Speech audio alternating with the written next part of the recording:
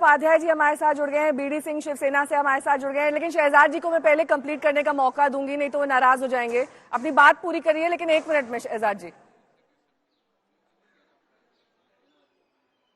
देखिए, मैं केवल इतना कह रहा था कि हमारे यहाँ पर तो पहले दिन से स्पष्ट था कि हम तीनों पार्टियां मिलकर चुनाव के नतीजों के बाद विधायकों के साथ मिलकर तय करके बनाएंगे। पर आज मेरा सवाल ये है कि आप बता दीजिए कि शिवसेना, उद्धव ठाकरे, एनसीपी, शरद पवार और कांग्रेस, जिनको एक अकेले इतनी भी सीटें नहीं मिली कि एलओपी बना सके, वो अपना एलओपी तय कर ले, या अजय उपाध्याय जी हरियाणा में कौन एलओपी बनाए वो बता दे।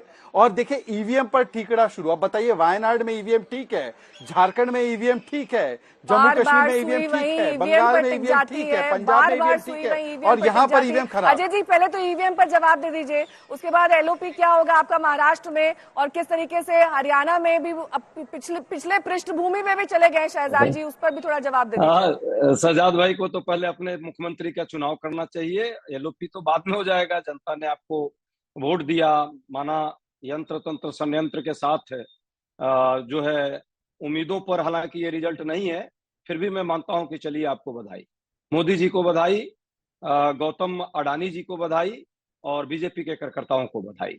विनोद तागड़े जी को भी बहुत तगड़ा बधाई, बहुत बड़ा प्रयोग उन्होंने किया था चुनाव के 3 दिन पहले। हाँ, ये बात जरूर है, ये रिजल्ट अप्रत्याशित है। 45 साल में ऐसा रिजल्ट आज तक नहीं हुआ, और ये बार बार वही होता है, एक जगह मैं जीत गया, एक जगह आप हार गए तो जीत गए। ये सब आर्गुमेंट छोड़िए। चुनाव आयोग ईवीएम का जो आर्गुमेंट है, पूरा देश जानता है कि आप नहीं चाहते हैं कि बैलेट पर चुनाव। देखिए, कौन से वो मिसिंग कुछ नहीं है। यहाँ हमारे जो यदि कुछ मिसिंग होगी तो जरूर हमारे लोग उस पर विचार भी करेंगे। पर एक है और सेफ है का नारा तो क्लियर हुआ। गौतम अडानी जी सेफ हो गए, अमेरिका उनको ढूंढ रहा है, पर भारत में वो सेफ है। दूसरी बात, धारावी के लोग जो है अनसेफ हो गए। कटेंगे और बटेंगे का नारा इनका सकारात्मक नारा है। आप अपनी हार का विश्लेषण कर नहीं रहे, एकदम करेंगे, विश्लेषण भी करेंगे। चलिए, झारखंड से खबर आ रही है, वो बड़ी खबर आपको बता दें। कांग्रेस के नेताओं के साथ हेमंत सोरेन की बैठक शुरू हो गई है। अब देखिए, वहां पर ये हलचल तेज है, क्योंकि गुलाम मीर तारिक अनवर के साथ हेमंत सोरेन की ये बैठक इस वक्त चल रही है। और जाहिर तौर पर जीत के बाद हेमंत ने बच्चों के साथ तस्वीर भी पोस्ट की थी। एक पारिवारिक क्षण कल भी हमने देखा था हेमंत सोरेन का इन चुनावी नतीजों से पहले।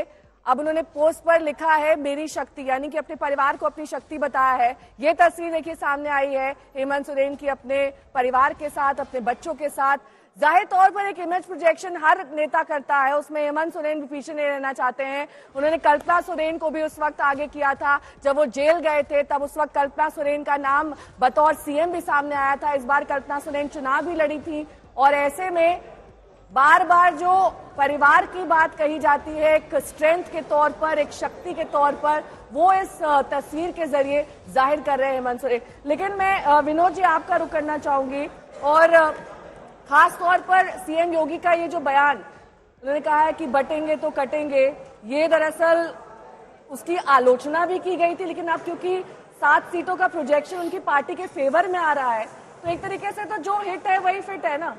नहीं, चुनाव जीतने के बाद तो फिर वो नारा हिट हो ही जाता है, जिसपे अगर आप चुनाव जीतते हैं। लेकिन अभी हम और शशि जी यही बात कर रहे थे कि इस देश के लोकतंत्र की खूबसूरती कि अगर बटेंगे कटेंगे, एक है सिर्फ है महाराष्ट्र में हिट होता है, झारखंड में हिट नहीं होता। झारखंड में भी इस देश के मतदाता रहते हैं, और सबसे ज्यादा घुसपैठ का मुद्दा, बांग्लादेशियों का मुद्दा तो झारखंड में उठाया गया। यानी सबसे ज्यादा बटने कटने का जो मसला तो झारखंड में उठाया गया। तो कहीं कोई चीज हिट होती है, कहीं कोई चीज हिट नहीं होती है। तो किसी एक नारे को सर्वग्राही मान लेना, ये भारतीय लोकतंत्र में कम से कम उचित नहीं है। मैं विनोद जी की बात से सहमत हूँ। ये चुनाव बड़ा आश्चर्यजनक है। महाराष्ट्र में जिसको जिताया भरपूर जिताया, झारखंड में भी जिसको जिताया भरपूर जिताया। उत्तर प्रदेश में जो लोकसभा के नतीजे थे बीजेपी के लिए, वो भी आश्चर्यजनक थे। क्या उसको कॉम्पेंसेट करता है ये? अनडाउटेडली जो मई 2024 का एटमॉस्फेयर था, वो नवंबर 2024 में पूरी तरीके से धुल गया है। और ये उपचुनावों के नतीजे भी बता रहे हैं और महाराष्ट्र के नतीजे भी बता रहे हैं।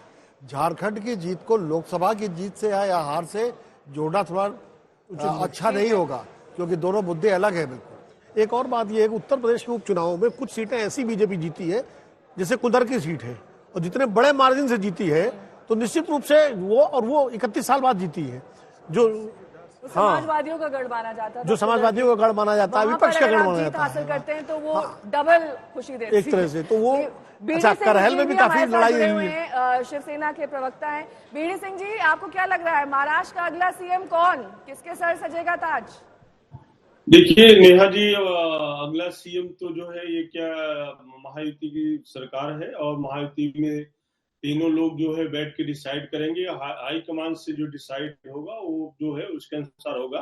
लेकिन आज का जो इलेक्शन का रिजल्ट है उसको मैं 3 फैक्ट बताता हूं। पहला फैक्ट ये कि जब भी बाला साहब ठाकरे थे तो उन्होंने एक सेंटेंस बोला था कि जब भी मुझे अगर कभी कांग्रेस से हाथ मिलाना पड़ेगा तो मैं अपनी दुकान बंद कर दूंगा। तो उसके बाद जो है इनके लड़के ने वही गलती करके कांग्रेस से हाथ मिलाई और कांग्रेस से हाथ मिलाने के बाद आज रिजल्ट ये हुआ कि महाराष्ट्र की जनता ने जो है उनकी दुकान पूरी तरह से बंद कर दी।